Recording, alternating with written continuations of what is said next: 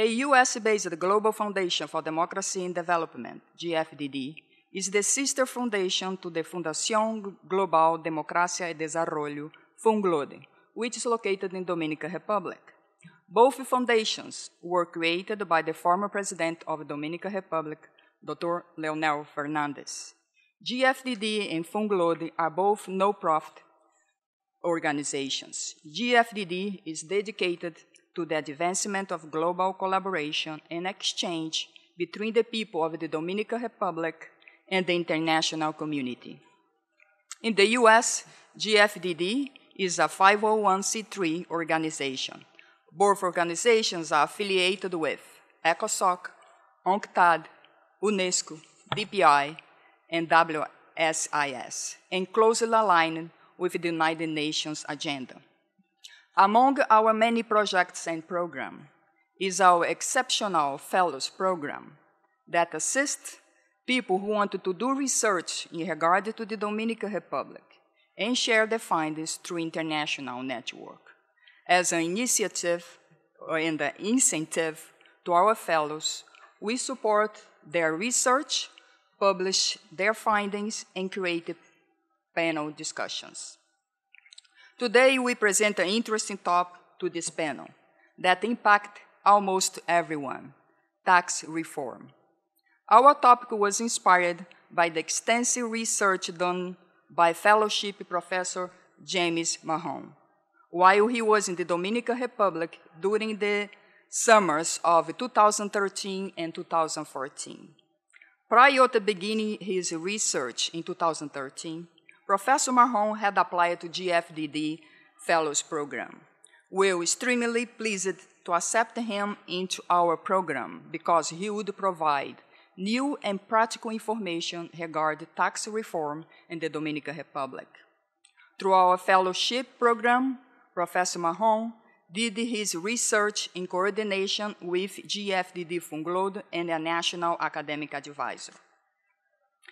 He was able to study, review, and analyze tax reform in the Dominican Republic and write a well-received paper entitled The 2012 Dominican Tax Reform in Historical and Regional Context. His work now is a book as well. We have just published his paper, his findings, through our Research and Ideas series, and created this panel as we have today. His fellowship could not have come at a better time, for a few reasons, but not limited to. The Dominican Republic new administration had just come into office and had passed a tax reform in 2012. Many economists forecast a massive transfer of private debt into public debt. The subsidies to the electricity sector had continued to drain the country's finances. In closing, we want to say that we appreciate our fellows' research and that Professor Mahon is able to come here today and participate with our other experts in our panel discussion on challenge and the scope of the 2012 tax reforms in Dominican Republic. Let's now find a little bit more about our speakers and start this panel by turning the discussion over to Mark, who is the GFDD UN representative. Thank you, Semiramis. So thank you to our panelists for being here with us today. I'm not going to repeat the biographies that are on the back of the flyers that we've given to you in front of you. They're very detailed, but just briefly, Gail Hurley, who's with us from UNDP, is going to present some interventions that are going to relate the topic of tax reform to the general programs of UNDP, and particularly relate that to the work that she's doing in the run-up to the Financing for Development conference that's taking place in July. So we're going to try and open up the debate a little bit after Dr. Mahn's presentation of his publication on the Dominican tax reforms of 2012. Mr. Leonard himself from UNDESA is representative of the international corporation tax issues that are taking place today, the negotiations taking place as part of the special meeting of ECOSOC on this matter. So he's also going to be talking about the tax reforms in general, but also linking that back to the work that's being done at the UN at the international level with regards to tax cooperation and what impact that's had on member states as a whole and the process within the UN itself. So moving on, for the sake of time, I'll hand the floor over to Dr. Mahon, our former GFDD fellow, who is now a professor at Williams College in Massachusetts, who's going to present to us the main findings of his research work. Dr. Mahon, you have the floor. Okay. Thanks, Mark. Thanks, Semiramis. Thank you for all your support, and thank you to GFDD for this invitation. Thank you, Mandy, for everything for a very long time. And I'm going to talk about tax today. I don't know if everyone here is a tax specialist, but if you are not, just to give you a background, most people are either annoyed by taxes or they ignore them. And that's why it's really, really hard to reform taxation. So tax reforms are something that are worth studying because sometimes a major tax reform, and especially a tax reform that does things that are maybe progressive in some ways, is a minor miracle in politics. So we pay attention to them. This is also part of a larger project which I'm doing with the Wilson Center, or have done with the Wilson Center in DC on progressive tax reforms in Latin America. This was not one of the, Dominican Republic was not one of the case studies in the book, but it did inform my research, and it appears in a few places in that work. So let's get started just to give here's some numbers up here. We're going to give you some background for, the thing I would like you to pay attention to is the ratio, the approximate ratio between consumption taxation and personal income taxation in various parts of the world. And you're going to notice something about Latin America. You're going to notice that in Latin America, in general, and you can see that these are two different data sets, one's from IDB and the other one's a general CIAT database, the Government Finance Statistics database, that you can see that compared to any other place in the world, Latin America has a very, very high ratio of consumption taxation to direct taxation of income, whether it be from corporations or people. And even more so, if you just look at the ones that are from physical people, you will see a ratio of about 10-to-1 of all consumption taxation to revenue coming from the personal income tax. This is general government figures, and these are percentages of the entire tax revenue base. So that's a big number. Even its closest competitor is coming from Eastern Europe and ex-communist countries, but they don't even get to the more or less 10-to-1 ratio of Latin America. The Dominican Republic, as you'll see, is no exception to this. And this ratio becomes important when countries start to liberalize their trade and start receiving less coming in from customs, from higher tariffs on trade. And that's the black line. That's the trade duties in the Dominican Republic, which even before DR-CAFTA, it started to reduce.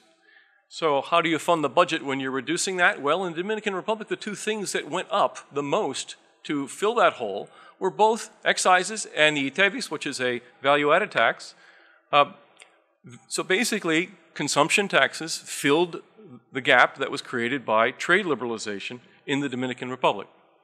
There was some rise in the corporate income tax and very, very tiny rise in the personal income tax, but compared to the consumption taxes, they were quite minor. And so at the end of the day, you can see that the combination of these two is going to be a ratio, very, very high ratio, similar to the Latin American 10-to-1 to this blue line down here. This is about 1, and this one gets up there to about 8 or 10. So you're not too far from the Latin American average.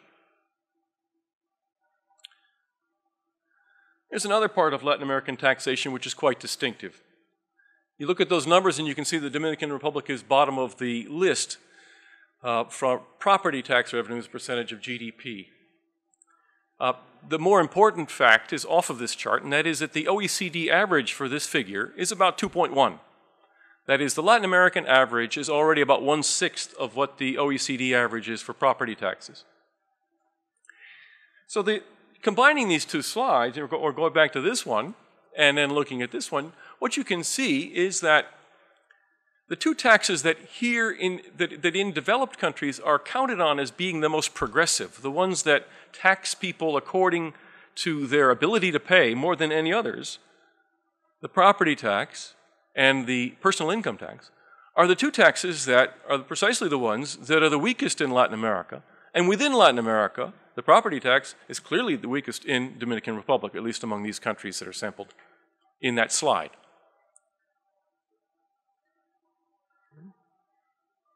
There's also a general problem, and not just the progressivity of the tax system, but its revenue base. Dominican Republic had a revenue problem after 2007. Here it is, the black solid line, and it goes down after 2007 to a point here, 13.47% of GDP, which is well below where it had been for the last 7 years before that point. So there was a revenue problem as well as a structural problem in the Dominican tax system as of 2012.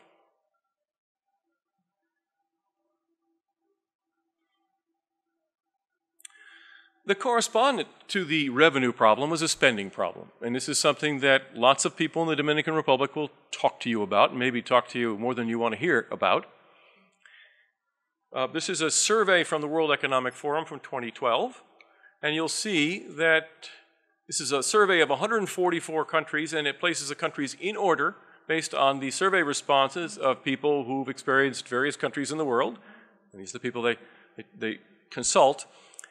Wastefulness of government spending and favoritism in decisions by government officials are both at the very bottom for the Dominican Republic of the 144 countries that were surveyed here.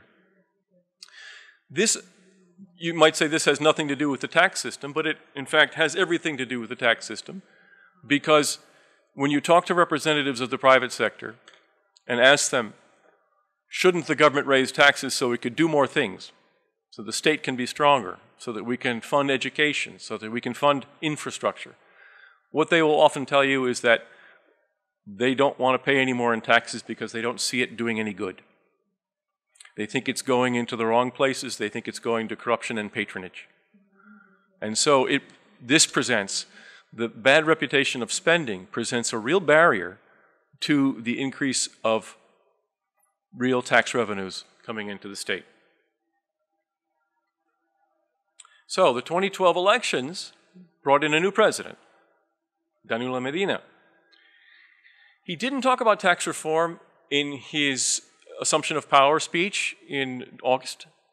It only came up later as publicity came out about spending that had taken place during the electoral season, and also because he had made commitments, the commitment to, for example, spend 4% of GDP on education. He had made commitments in his election campaign that would have been very, very difficult to finance. And so he had, in order to get credibility on these things, he had to turn to the tax side. So what are the major features of the law that passed? This is the tax reform law, 258-12, which passed finally in November of 2012. Well, the value-added tax got bumped up and for a couple of years, and it would fall back down. But meantime, many of the things that were exempt from it or zero rated in it are going to be moved into it at a lower rate, which will then slowly rise to 16% so that you will have a unified value-added tax base by 2016 at the rate of 16%. Corporate income tax, there were a few exemptions lost, and then a general rate cut. And the personal income tax, something that would be considered progressive because these are incomes that are very hard to tax, the beginning of withholding, retention of capital incomes withheld at the source. This, of course, assumes that the sources are national. There are going to be sources of capital income elsewhere which will not be hit by this, but this was the first step anyway. And then a bit of a step on the real estate taxes, which it's kind of complicated.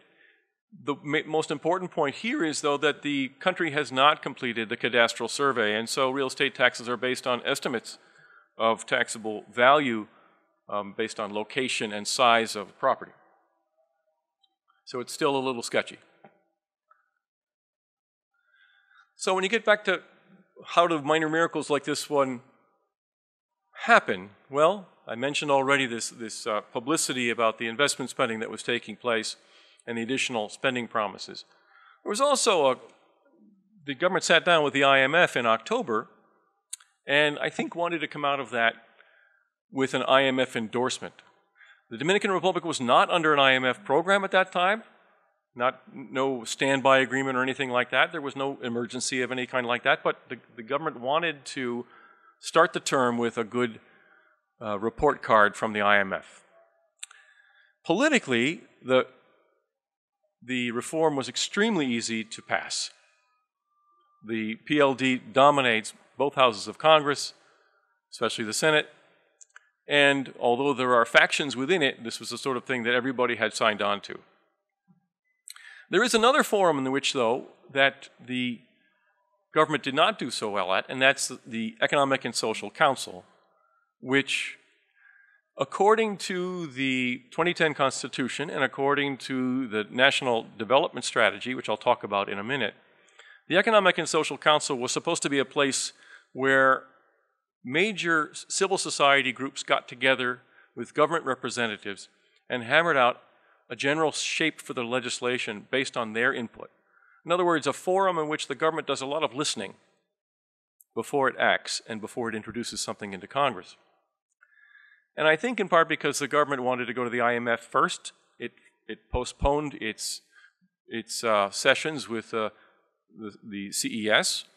And then when it started to get a bit of static from the CES, from major parts of the CES, that is, that reputation of public spending was brought into the meeting by many of the major business leaders who said, look, if you're going to raise taxes, you're going to have to do something about spending. We would like to see a fiscal responsibility law, for example, and more transparency. The government found that it was difficult there, and because they really didn't need the CES's approval, they quickly withdrew the proposal from the CES, brought it to Congress, got it passed, and it became law in November. So when you look at the outcome, you're going to have to go back and ask yourself this question, which is, it will turn out that this minor miracle was in fact very minor, and the reform turned out to be relatively timid. There were some street protests and so on, but in general, the political conditions for this reform were about as good as you could find in any country anywhere, at least in terms of formal political power. The control that the PLD had in Congress of all the other powers in the country, it could have pretty much done what it wanted to do. It didn't apparently want to do very much. Why? Well, if you look at Dominican tax reforms in the past, you can see that some of them actually were quite impressive. In 1992, for example, under an IMF standby agreement, of course, but in 1992 there was a major change in the tax code, even extending to the elimination of tax exemptions and incentives, which is something that people find really, really hard to do. The drop in tariffs was then. This happened, and then again in 2004, there were a pair of tax reforms, 2004 and 2005, nearly within 1 year of each other. And again, they happened at a time when there was a huge fiscal deficit and a banking crisis, which became also an electricity crisis in 2004. And at the same time as the government was moving toward implementation of DR-CAFTA. So all these things were happening at once, and the tax system had to change because tariffs were going down, the deficit was going way up, the parafiscal deficit from the bank bailout went way up. So, and if you look at the Senate and House of Representatives, in this case and in the 1992, you'll see that ruling parties did not govern with that in both houses, in both cases.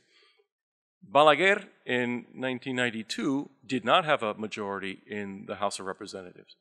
In 2004 and 2005, the ruling party, the PLD, did not have a majority in either house.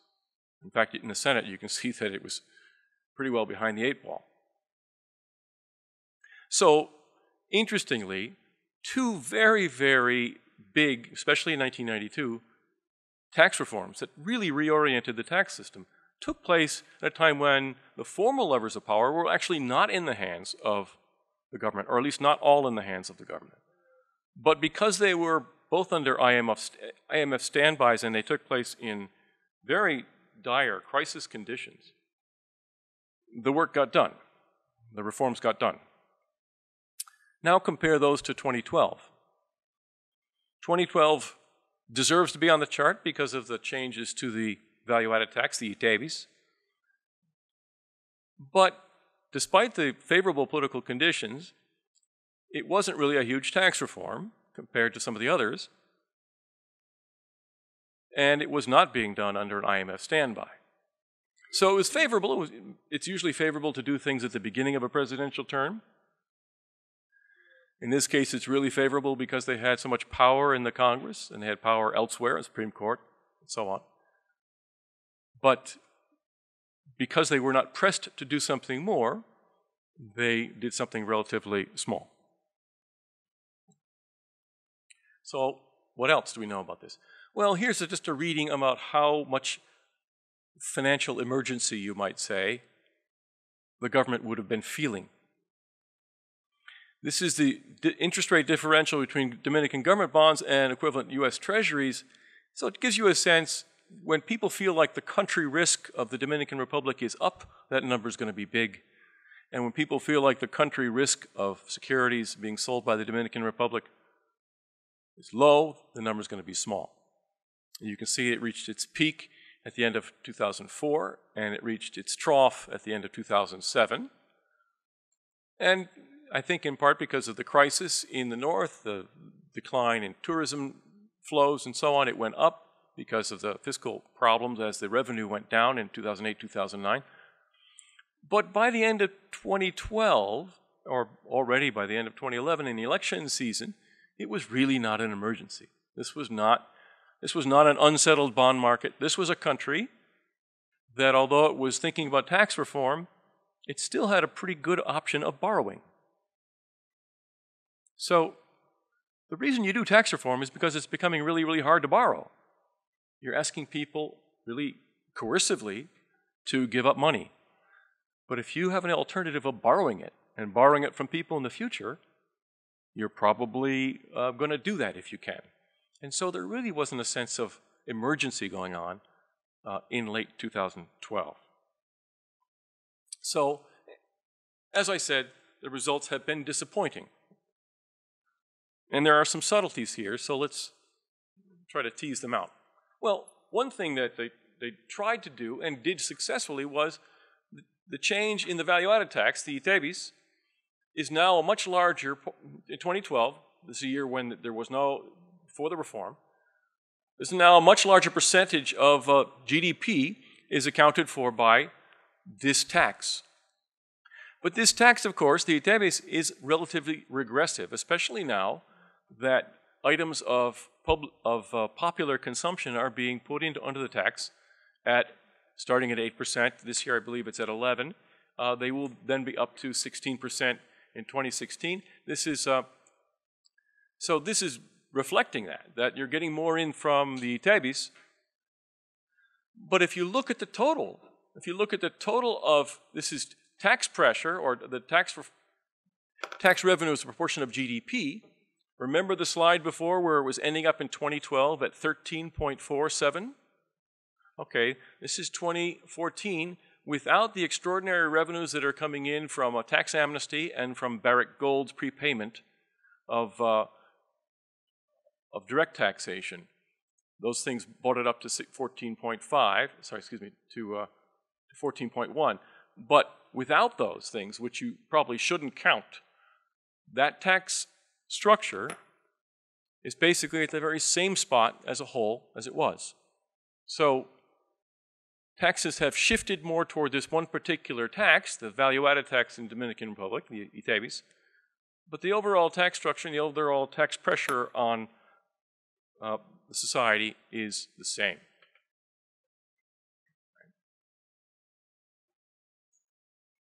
The reason why this is higher over here is because it includes Social Security contributions. Now here's the thing, here's the part that's a little bit puzzling about it. You would expect to see a result like this if you had a couple of years of very little economic growth. But in fact, real GDP growth, that is correcting for inflation, real GDP growth in 2013 and 2014 were both quite satisfactory. Dominican Republic was one of the fastest growing economies in the Caribbean over the last 2 years. Yet, the tax take as a proportion of GDP stayed the same. So that's a puzzle for us.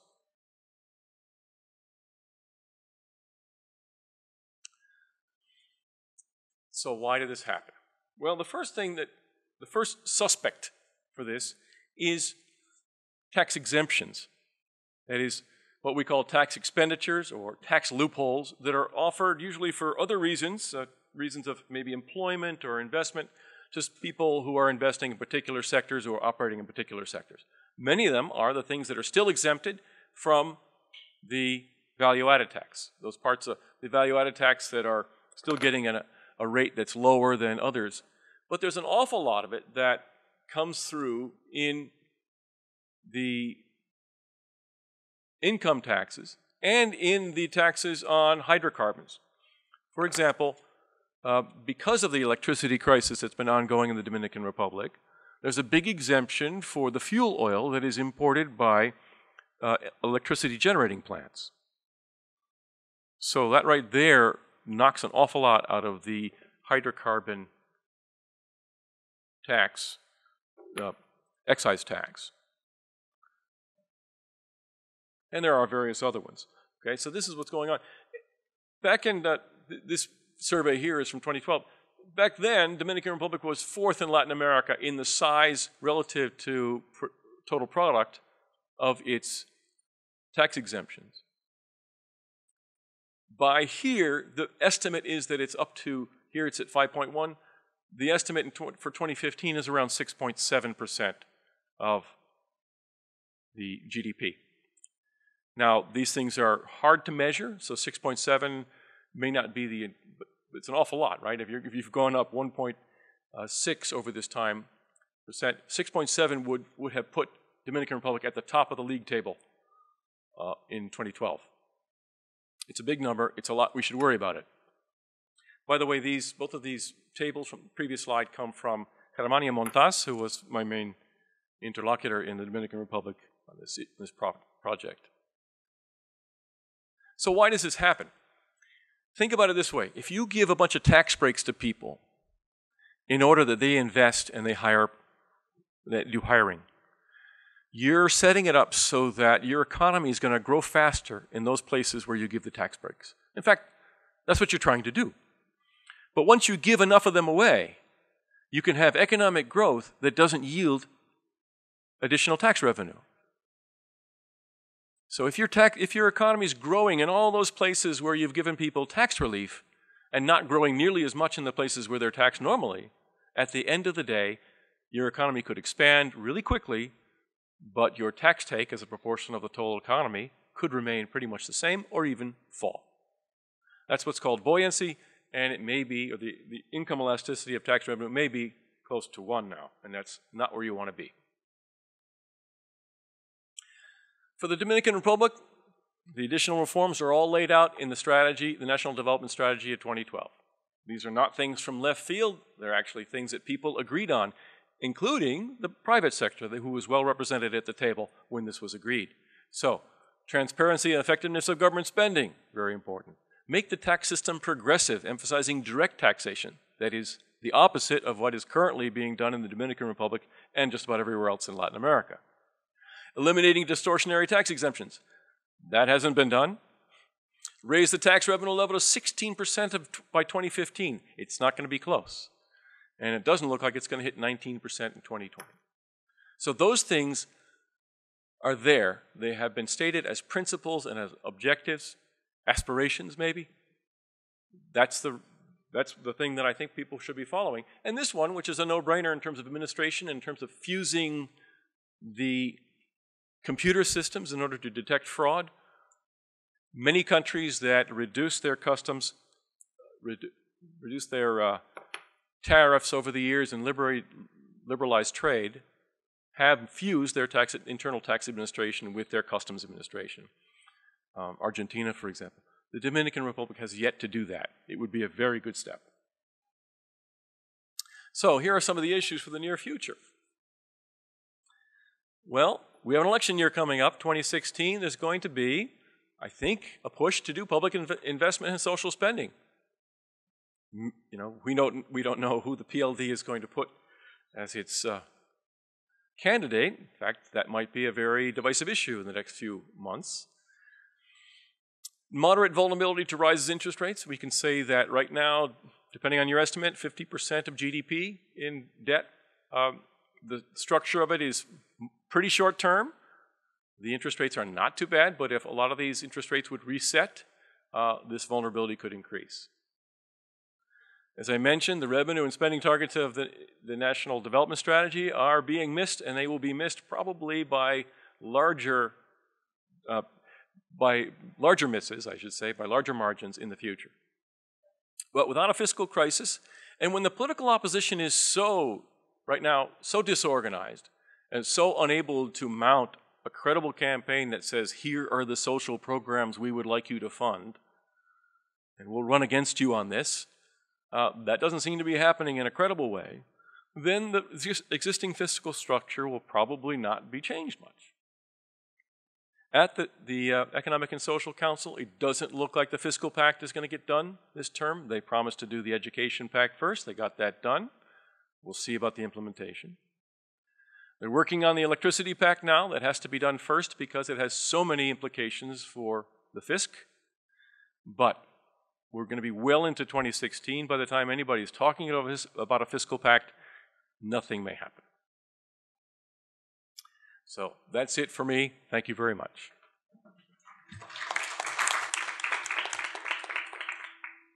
Thank you, James.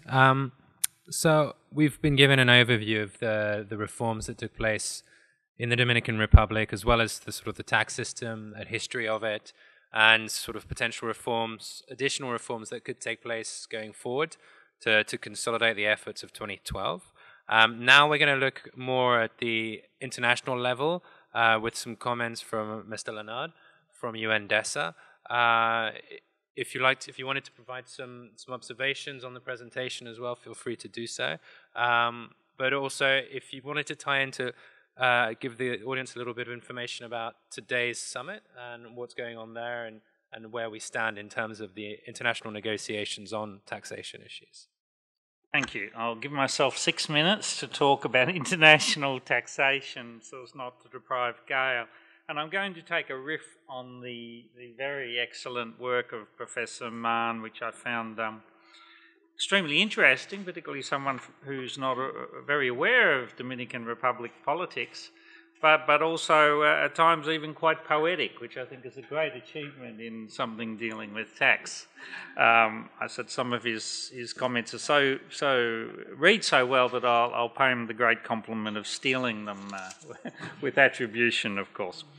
What I wanted to say, I liked reading about the Fiscal Pact, even though a little bit more is not happening than happening at the moment.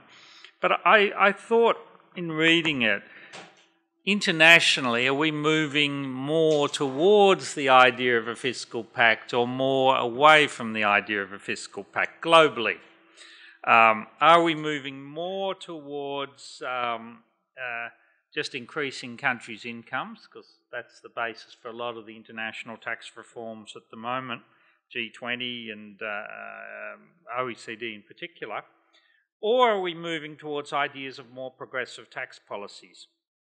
Are we looking towards more of a pact where governments are saying to multinational enterprises, you have to pay the correct amount of tax, which some of you are not paying, but in return we will do something?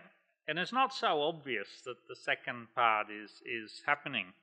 But I think there are elements of the G20 work and there are elements of the financing for development process, which is being discussed in the ECOSOC chamber today, which are relevant in this respect. This idea that if you pay tax, the government will show you how it's spent, and in particular, sort of another riff on the riff, we will give you more certainty as to what the rules are, which multinationals do, particularly if there's multi-billion-dollar investments in the extractive industries or something.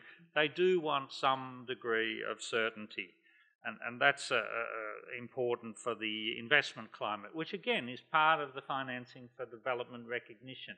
That a good investment climate is good for development, the right sort of investment, that's up to a country, but that you need to get revenue from that investment. So often governments encourage investments and they don't get the revenue which they legitimately expect will come from that because profits have vanished. One of the problems at the moment is that the corporate income tax is based on residency issues, and residents can easily be moved and based on the idea of profits. And one of the issues we're dealing with upstairs and on the panel I've organised is intangibles. Where in fact in intellectual property, where is the value created? Is it all created in Luxembourg where the item is held, or is some of it actually created in the Dominican Republic where there's been a marketing of a product towards specific consumer trends and maybe some input into design and so forth. So these are big issues at the moment, and there's a lot of tensions, I think, in the system as to whether we will end up with something which is just about more taxation and which is more inclusive for developing countries. Or, on the other hand, do we just end up with more taxation by developed countries and developing countries having to live to the rules which are set by developed countries? And just to mention a couple of them, one of them is the fact that the country-by-country reporting, which is one of the big issues at the moment. Developing countries want to know where profits are being made because, as I said, the difficulty about where, if you don't have the information that a multinational has because of the information disparities, how do you work out where the profits are being made? And country-by-country reporting is an important outcome of the OECD BEPS work, and it's mentioned in the zero draft of the Financing for Development outcome document in Addis. There's a lot of discussion to go, but there is tension there, and the tension is between providing information to developing countries and also legitimate concerns about confidentiality. No one wants their tax information to go to other countries without some degree of confidentiality. And as always, there'll be a need to find a balance between those two calls, because confidentiality is legitimate, but it is abused, as it was with tax havens. They said, we can't give this information because if we give this information out, everyone will be kidnapped and that will be no good, therefore we won't give you anything. And there's a little grain of truth in that, but there's more often it's just an excuse not to give information for people who are not actually paying tax. So I think there's a potential, if multinationals that are not paying the correct amount of tax do pay their correct amount of tax to developing countries, to have a more inclusive fiscal pact-like result from the tax reforms that are happening at the moment. And I also think it would be good for the multinationals who are trying to pay the right amount of tax. And I think there are some, because one of the key issues in our work in the UN Tax Committee, and more generally on an issue like transfer pricing, profit shifting, is countries need to be able to do risk assessments. They need to be able to work out who the bad guys are and spend their very limited resources on getting the right amount of tax from the bad guys. They don't want to spend all their time on the good guys. What they should do is have a system whereby their rules are clear, their guidance is clear, and then the companies which are trying to do the right thing will be able to do the right thing because the rules are clear. So those are the main issues, and this is just a taster. There'll be more on what we put on the website. But there is a UN role in this, because one of the big problems in the system globally, as we heard this morning from the G77 in China, there is no globally inclusive tax body. And somehow we need to have a body where norms are set. They are norms which speak to developing countries, so that as in the Fiscal Pact, you can say, well, I have ownership in these rules. They took into account my priorities, they took into account my realities, therefore I feel they work for me. And I think the rules that come out of any international tax reform at the moment have to have some progressivity, they have to have differing timelines, they have to have some common but differentiated responsibilities to recognise those differences.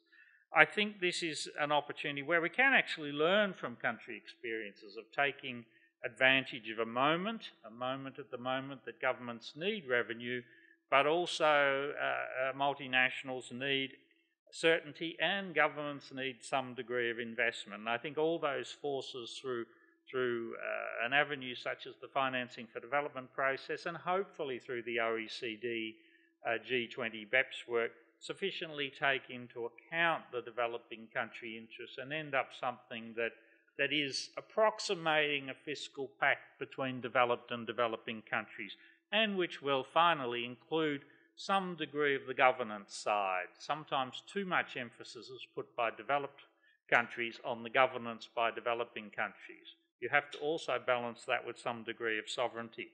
But governance is an important part of the Financing for Development process, important in the Monterey Consensus, important in the Doha Declaration, and hopefully important in the Addis Ababa Accord, as I understand the document will be called. So that's just a few big picture thoughts springing from what I thought was an excellent piece of work. Thank you. Thank you, Mr. Leonard. So we've heard about the international process in regards to taxation and cooperation of tax systems, particularly with the need for country reporting, the enhancement of risks assessments, and the possible need of a global tax body with the recognition of the principle of CBDR, common but differentiated responsibilities between developed and developing countries. With that in mind, and leading on to this sort of the general Financing for Development process and the upcoming conference in July, I'm going to turn to our next speaker, Gail Hurley from UNDP, who's going to provide us with a little bit more information about what UNDP is doing in that framework and what the issue, in their opinion, could be with regards to allocating funds from taxation revenues and where the problem lies at the moment. Thank you very much, Mark, and thank you very much to GFDD for the invitation to speak this afternoon, and thank you also, Professor, for educating me on tax reform in the Dominican Republic. I'd like to sort of divide my remarks into two segments, perhaps. To first talk a little bit about what UNDP is doing in an area in relation to tax and illicit financial flows. So some of the issues that Michael Leonard was referring to, and in that regard it sort of follows on very nicely from his remarks, not necessarily to focus on tax coming in, but what actually is flowing out of economies through tax fraud, through tax avoidance. And what UNDP is doing in that area. And secondly, what opportunities there may be at the international level for advancing a progressive agenda on tax. So firstly, with regard to UNDP's work, we're quite active, actually, in relation to the tax issue with regard to measuring and trying to prevent, actually, tax fraud and tax avoidance at the country level. We also have quite an active research agenda on these issues.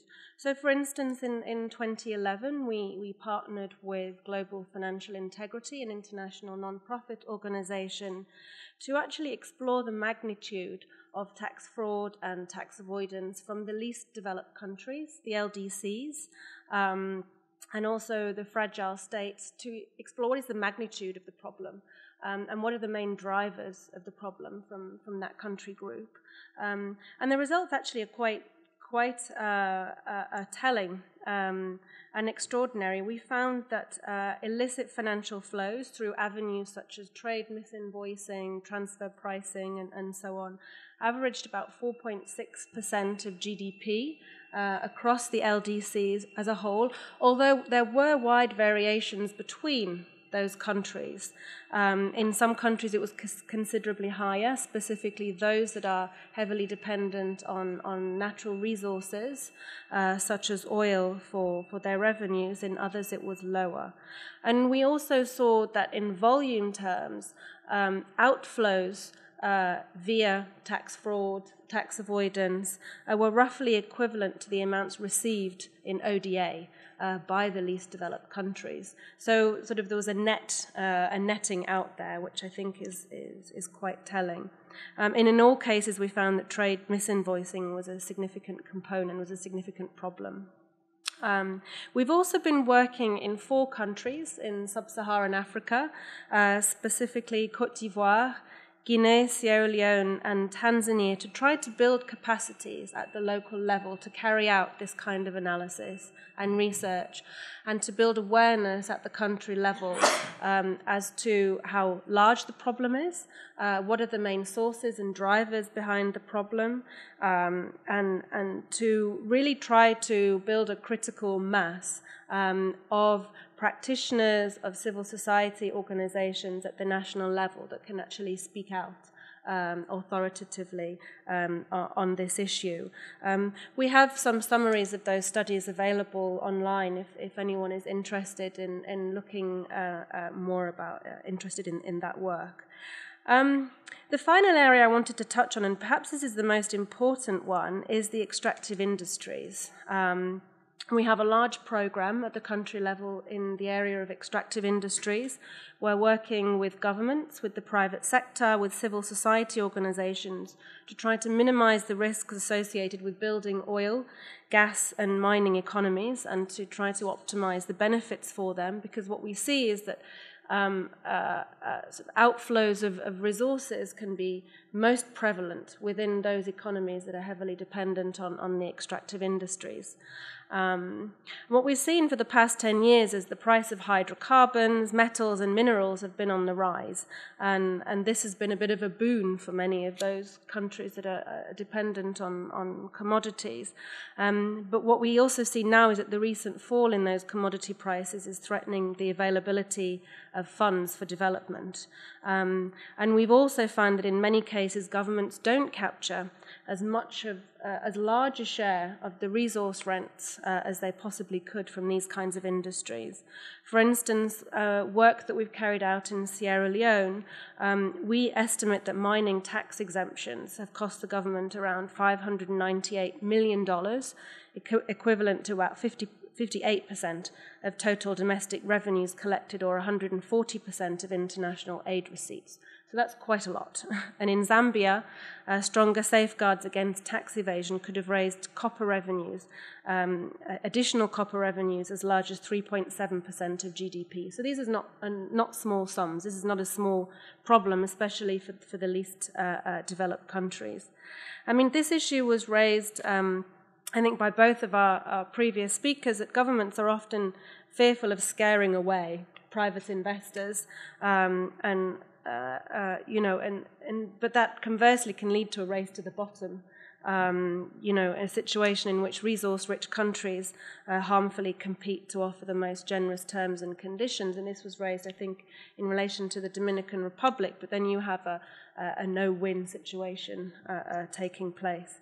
So at UNDP, I think we've developed maybe it's 7 tips or lessons, I think, that we try to share and to build on in order to try to maximize the development impact of these finite resources in the extractive sector in particular, how those resources, the development impacts of these resources can be enhanced. So let me very quickly go through them. I'll be very brief, and then I'll turn to the second part of my remarks. The first is know your wealth. I think often foreign companies that carry out exploratory activities, they have more information than governments do. And this creates a bargaining asymmetry between governments and the private sector when contract negotiations are underway. And governments really need to know fully what their resource wealth is to be able to negotiate as equal. So that would be the first important point. Second, legal reform. We've seen several countries over recent years, such as Bolivia, for instance, revise contracts and mining codes, usually when governments realize, often under pressure from civil society, and we should be grateful to them for raising awareness of these issues, that tax and royalty rates are too low in the extractive sector, or that environmental protections are weak. We've also seen this in Rwanda more recently, progress in this area. Third, transparency. In order to maximize revenues for development from the extractive industries, we need to encourage open budgets and a mindset change by both governments and the private sector. That it's not about purely extracting the revenue, but it's about a broader development, sustainable development logic. It's about paying taxes and it's avoiding profit-hiding schemes. Fourthly, nurturing domestic skills and employment. It's perhaps obvious, but couldn't be more critical. The extractive sector often generates little employment, and it also tends to be low wage and low skill. We need to have a much more focus on higher quality employment and training. Mozambique, for instance, we've seen that this country's taken steps to address these challenges by expanding mining-related higher education and training for its people, which I think is a positive example. 5, avoiding islands of prosperity. Cases where infrastructure only serves the resource sector, akin to enclave colonial infrastructure, if you like, that links mines to rail networks or roads direct to the port, all powered by their own dedicated electricity plant. And we need to ensure that infrastructure serves the wider economy. Which brings me to my next point on creating broader linkages with the wider economy. And we've seen in South Africa that you can actually use and exploit the extractive industry to build parallel industries which benefit local companies and local people. For instance, South African enterprises that supply machinery for mining companies use their capabilities to supply equipment to other manufacturing firms locally. And finally, devising a strategy for artisanal and small-scale mining, which is an interesting one and one that's perhaps often overlooked, but this sector can create more jobs, better quality jobs than large-scale mining operations. Is domestically owned. You can explore other options for how you organize yourselves through, for instance, cooperatives. But of course, we need to be mindful that adequate safeguards are put in place to safeguard against challenges such as child labour and environmental degradation and so on. So that's perhaps a little overview of the work that we're trying to do, trying to support at the country level to ensure that governments are able to maximise the benefits from the extractives industry in particular and minimise the leakages that precisely lead to dependence on either external aid or debt to help fund fiscal deficits or development more broadly. But secondly, let me make a few remarks on what global opportunities exist for advancing a progressive agenda on tax and illicit financial flows. And Michael touched upon this in his remarks to some extent as well. I mean, the Addis Ababa Conference on Financing for Development, which takes place in July, and which will establish the financing framework for the post-2015 Sustainable Development Agenda, is obviously one very important opportunity, and we should make sure that we maximise that opportunity to the fullest extent. And these issues, I'm happy to say, already feature prominently in the early drafts of the Addis Ababa Accord, and I'm actually quite encouraged by sort of the direction of travel on some of these taxation and illicit financial flows issues. And I think that's in part thanks to the efforts of many civil society organizations around the world to put these issues of tax reform and international tax cooperation firmly on the political agenda. And this agenda is actually really being quite energetically supported by many African governments and by many least developed country governments in particular. So, I mean, some examples of where I think we're going in the right direction with regard to the Addis Ababa Accord would include, for instance, there is a proposal for a global campaign to substantially reduce tax evasion through more concerted international cooperation. There's a proposal for a commitment to work together to strengthen transparency and to adopt policy innovations such as country-by-country reporting for multinational enterprises. That was an issue again raised by Michael. There's a proposal to provide technical assistance to the poorest countries to enable them to benefit from progress in international tax cooperation. That will be really a vital component of progress in this area. There's an invitation to governments to consider the recommendations of Africa's high-level panel report on international financial flows and to invite governments in other regions to carry out similar exercises. So there's a call on the Latin Americans to do the same. And there's also a suggestion that an official definition of illicit financial flows be developed, and the IMF and other qualified entities regularly carry out estimates as to the magnitude of the problem and what are the driving forces behind the problem. So I think that, you know, if we saw all that come to fruition in the final Addis Ababa Accord, I mean, I think that would represent already quite good progress at the international level. I mean, for us at UNDP, just to conclude, I mean, I think a few key issues for us as they relate to tax and illicit financial flows more broadly. The key issues that we are trying to communicate that we want others to bear in mind in these conversations are as follows. First, that a lot of emphasis is being placed on domestic resource mobilization as at the core of financing for development. And I think that's with good reason. Of course, domestic public finance is much more stable, it's more aligned with government priorities, it's easier to manage than donor-funded spending, which is more volatile and perhaps responds often to donor priorities rather than domestic ones. But we also need to recognize that governments' efforts to raise more domestic resources are often constrained by tax evasion and tax avoidance, and that global cooperation is the only way to actually fundamentally solve those problems. And the Addis Ababa outcome document has to make that clear. We also need to support countries to raise more domestic resources through taxation, through, for instance, more targeted spending on improving the capacities of countries' tax administrations. We can use more ODA, for instance, to support that effort. We also need to recognize that despite similar income per capita levels, countries can have extremely differentiated capacities to mobilize domestic and external resources for development. And I wanted to make reference here to the issues that face, the constraints that face many small island developing states in this regard. You know, small populations spread out over multiple atolls really represent a severe structural constraint in your efforts to mobilize domestic resources, even though they have relatively high income per capita levels. And these countries will necessarily need sustained international support for some time to come in order to make those investments in infrastructure, which may not sound very expensive, but on a per capita basis or as a proportion of the national economy are really, really huge investments. And finally, it's about voice and participation, and Michael raised this issue also. It's important to ensure that all countries are involved in international decision-making and norm-setting on key issues in international tax cooperation, and that's not currently the case.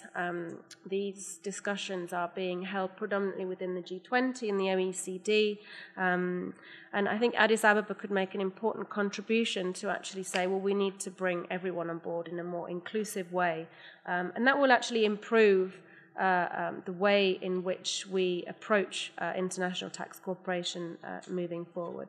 So I'll conclude there. Thank you again for the invitation. Thank you, Gail.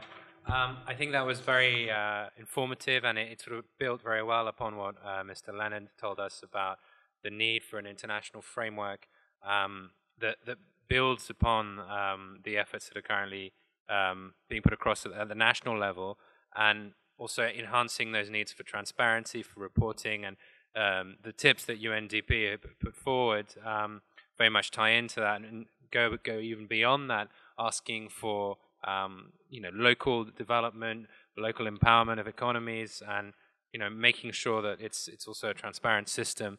I think that the Addis Ababa framework is very encouraging, but that's one comment that I'll reserve for later. But is whether to see they're going to follow through on those commitments and with the pressure of civil society.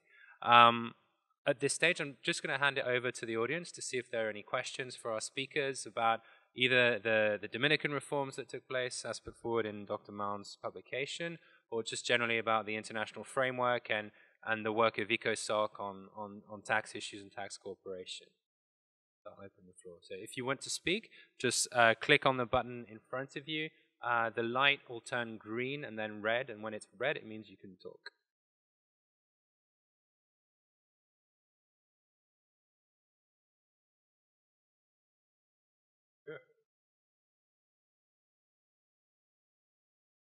Okay. Well, I might just start it off then, unless you had any interventions to make. But basically, I know that you, Dr. Mahon, you had another publication that discussed similar issues of taxation reform in other countries in the Latin America and Caribbean region, and I was just curious to know if there were any best practices that you feel could benefit the Dominican Republic, and when we're talking about further reforms that could take place to sort of build upon the efforts of 2012. If there's anything there that you think might be of interest to a developing country. Yeah, that's a really great question. One of the things that we discovered is that countries that wanted to do progressive tax reforms, that is to say, countries that wanted to shift more of the tax burden to those who can pay it more easily, usually through direct taxation or personal income taxation specifically, were most successful in those moments when they were trying to do it without actually increasing the total tax burden. And from the best we can tell, this is the way it works. If you're a taxpayer and you're uncertain about what your tax liability is going to be in the next year, if the government tells you that they're going to raise the tax take by 2 or 3% of GDP, you start out anchoring your expectations on a rise in taxation. And you don't like that. So you become an opponent of tax reform. Governments such as Uruguay in 2006 and Colombia in 2012 came to the public and said, look, we're not going to increase the total tax take here. We're just trying to shift it in a direction that's going to help our development goals and progressivity more, because we understand that we're taxing in a very regressive way right now, and we'd like to make it a little better. So if you're really rich, yes, you probably will see a rise in taxes. But if you're somebody who's in the first 9 deciles of income, you're probably not. And that does a lot of good in the public relations campaign, as you might imagine. If you can come up with really credible estimates of tax incidence from a tax reform and tell people that really only the very richest people are going to be the ones who pay more, you guys are going to get a break, you win the middle class. And the middle class turns out to be lots of people who are actually not in the middle class. Public surveys of who's middle class actually turn out to people always mark themselves down if they're rich or up if they're really poor. And lots of people believe they're in the 5th decile of income.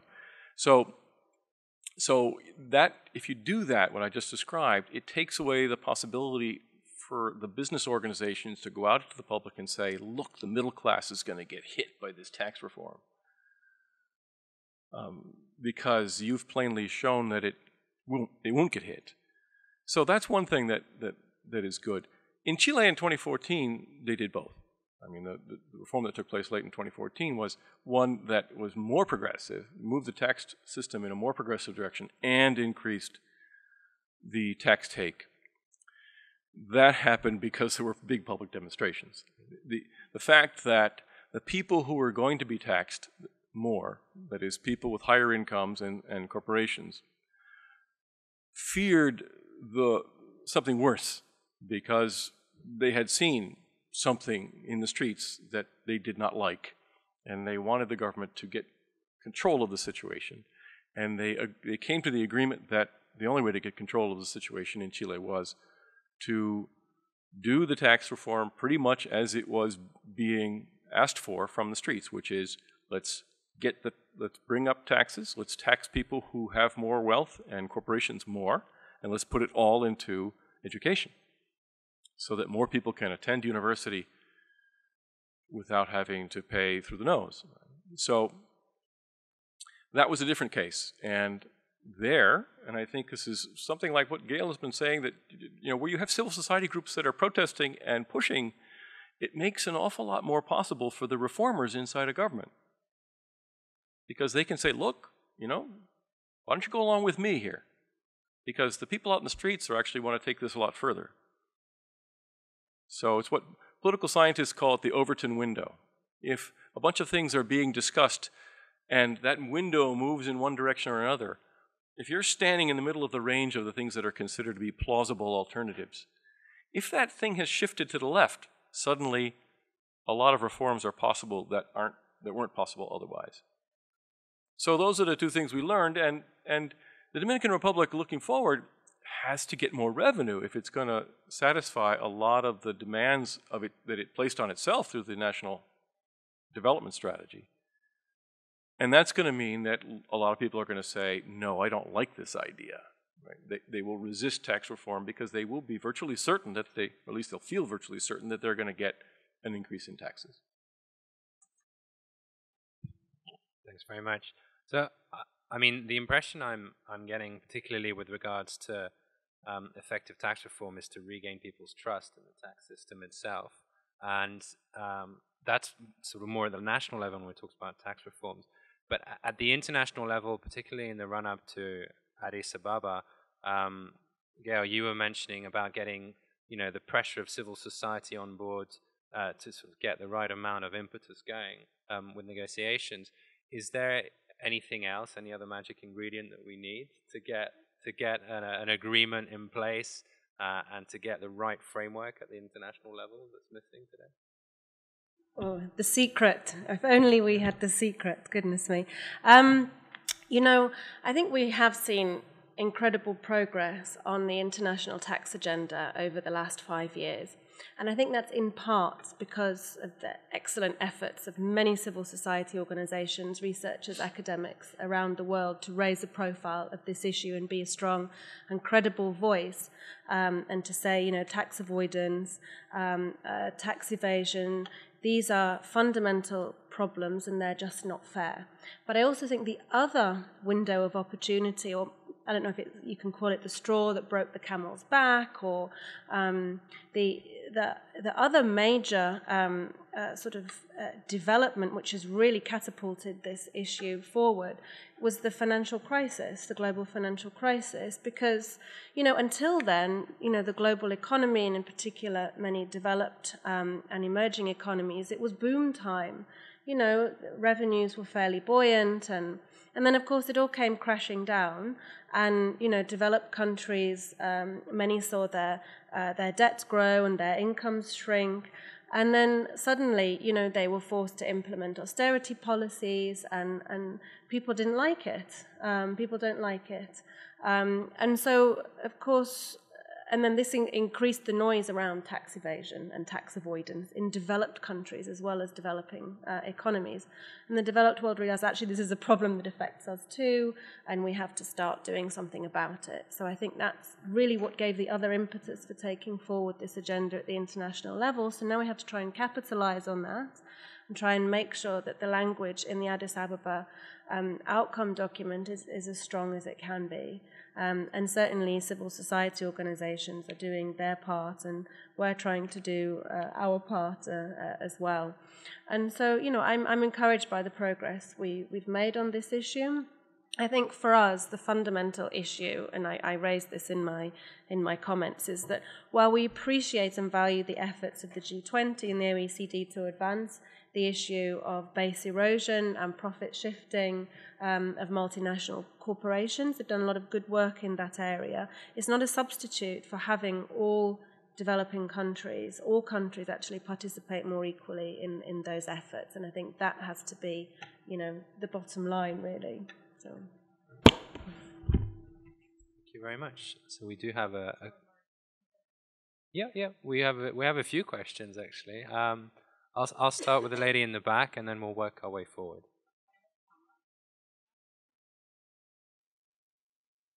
Property tax, like there's a way to regulate property tax, I guess, in the DR. What are some recommendations that you guys would have for that? Because I know, for example, my family has a house there. I'm sure we've never paid taxes on our property. And I'm sure many other people can see that as well. So what are ways that, you can get the people that, they have homes there, but they live here abroad, or even people that live there and they have probably never also paid taxes? So the question's about the property tax in the Dominican Republic and why, if you go back to that slide that I showed, it's not from my study, it's from someone else's, but you can see the Dominican Republic is quite low in that regard.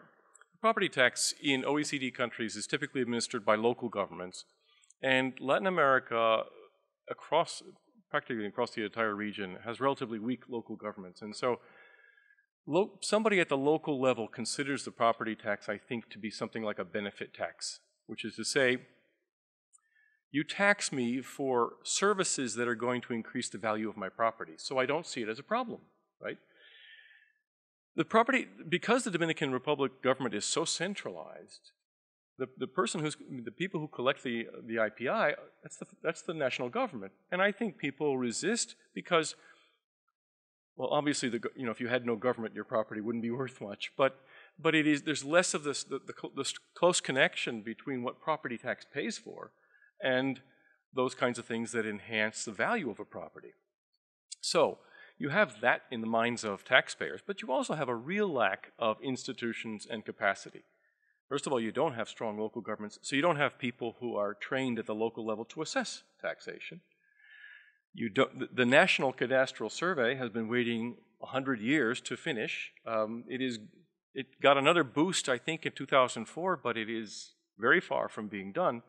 And so when you have a national tax that's based on you going on the internet, punching in your region, and then punching in the size of the building, and then finding a tax assessment, okay, who's going to check that? Now that you've got your tax liability, who checks whether you actually paid it?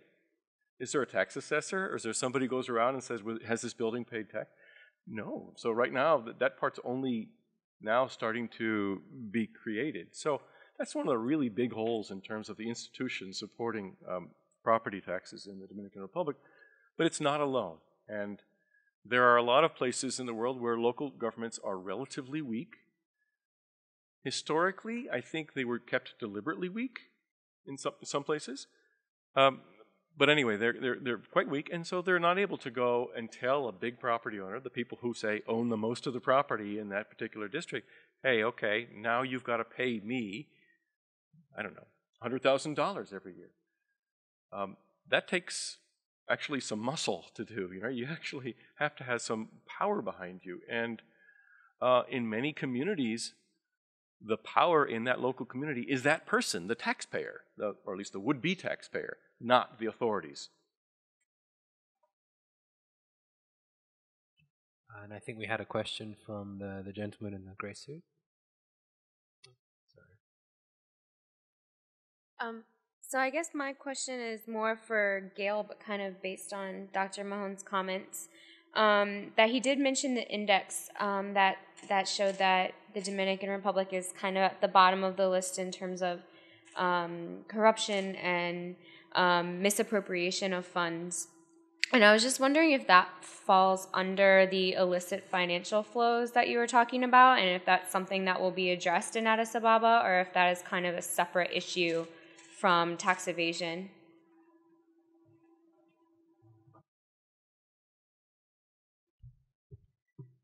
Thank you. Look, I mean, of course they're linked, because some outflows of resources are due to theft by public officials of public money. But that's only a small proportion of what we call illicit financial flows. Most of it comes in the form of, commercial transactions such as transfer pricing, trade misinvoicing, those kinds of things. But obviously, everything is linked and in the web, and of course you can pay off customs officials or revenues authorities and all of these kinds of things. So they're all linked in that sense. In terms of Addis Ababa, there are certainly some issues being raised in relation to governance. So, the need to build capable and effective institutions to, on the one hand, collect revenues and curtail illicit financial flows through leakages through customs, for instance, but also issues around increasing public spending and the quality of that public spending. So at the moment there are quite contentious targets within the Addis Ababa Accord about sort of suggesting that countries should aim to reach a tax to GDP ratio of about 20% by 2030. The reason it's contentious is because many countries say, oh, well, that's not achievable for us, that will be very difficult to do. But my argument would also be that also doesn't tell you much about the quality of that public spending, even if you reach that target.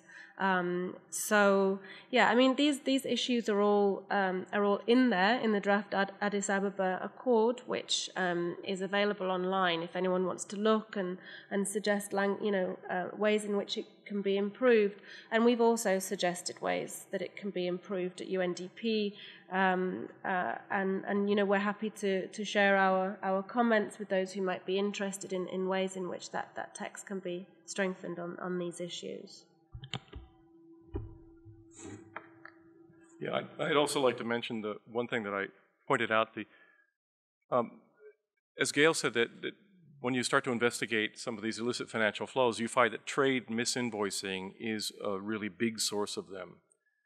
Trade misinvoicing, for example, in the Dominican Republic is very hard to police. It's very hard to find. It's not a well-known fact, but in many developing countries, around half of the revenue from the value-added tax comes in through the customs. That is, through the first stage of production after as a good is imported. And in the Dominican Republic, these are separate entities.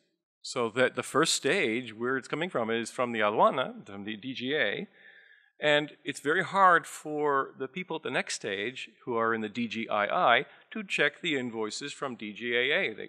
They're not in the same computer system.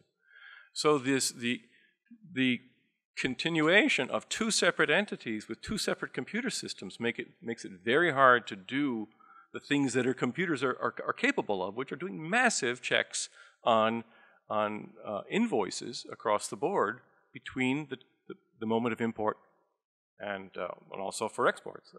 So that would be one reform that would really facilitate being able to audit and punish misinvoicing. And the question from the gentleman in the grey suit.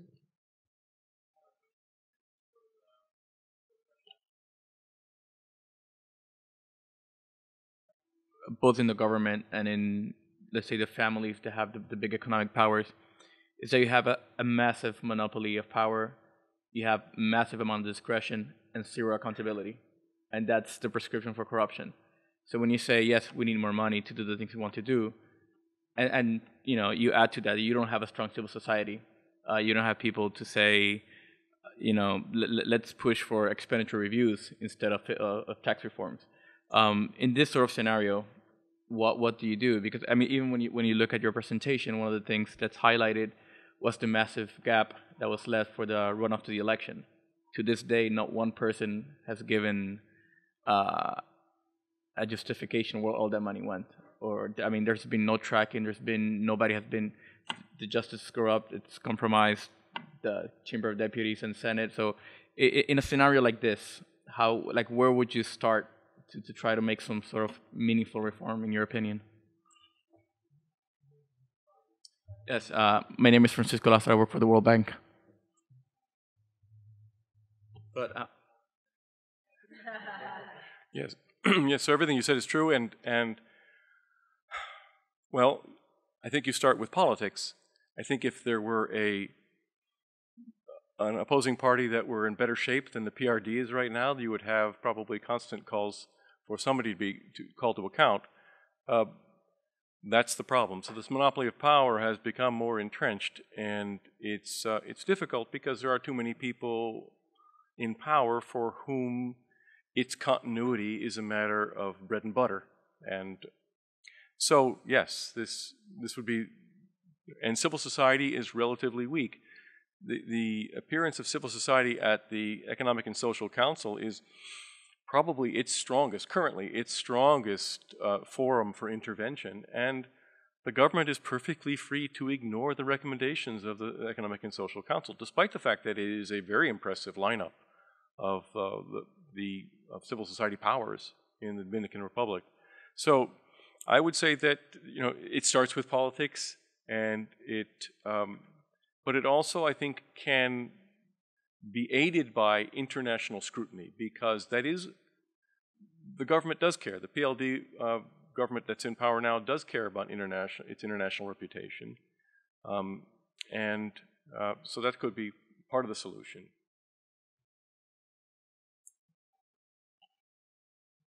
Yeah, and we have another question in the back. Thank you very much, Mark, for holding this side event for this briefing. My name is Maria del Castillo, and I work for the Permanent Mission of the Dominican Republic to the UN.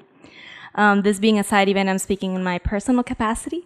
I just wanted to echo what was said by Ms. Gail Hurley, in that this conference in Addis Ababa presents an opportunity for all countries to participate in an equal basis. And this discussion, the Dominican Republic, through the Ministry of Foreign Affairs, is bringing many key things to the table, and there is a way for civil society to get involved in the discussion. We have recently, the Ministry of Foreign Affairs has put a table to discuss what's going on in the Addis Ababa Zero Outcome document.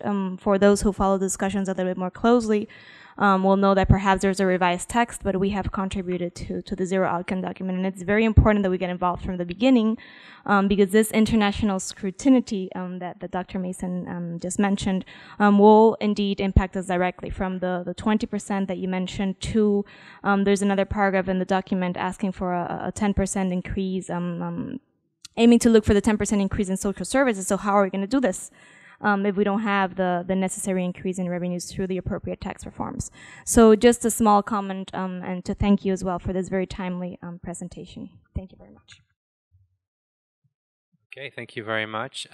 Once again, just to add to that comment, the whole process of the financing for development track is completely open. So if you wanted to take part, come to the UN and assist a side event, you can do that. It's just a question of logging onto the website and seeing what's going on in parallel here in New York, and checking on to the actual UN website in relation to that track to see what's going to be happening also in Addis Ababa. I think we've run out of time at this stage, so we're just going to close up the event. Semiramis, if you wanted to make some words. I just thank you very much, everybody, and our speakers. It was very informative. More than that, I think we learned a lot from what is going on around the world internationally. And keep watching us and participate with our panels that we are here in the UN in most of the time. Thank you. Just one more thing. We do have some copies of the publication here for people that are interested. The publication by Dr. Mahon.